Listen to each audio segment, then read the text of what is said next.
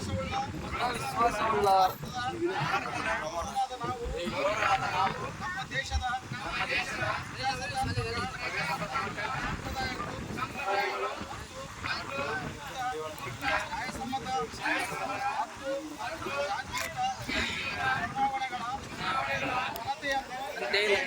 ಅಂತ್ಯಕ್ಕೆ ಮನೆ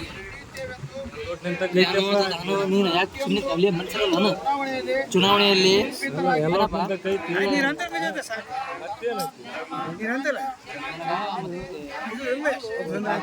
ಜನ ಮನೆ ಆಡಬೇಕಾಗಿದ್ದೀವಿ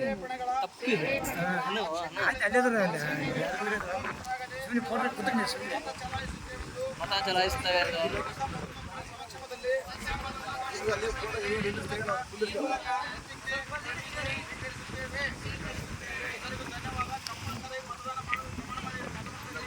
ಜೈ ಹಿಂದ್ ಅಂದ್ರು ಜೈ ಹಿಂದ್ ಜೈ ಕರ್ನಾಟಕ.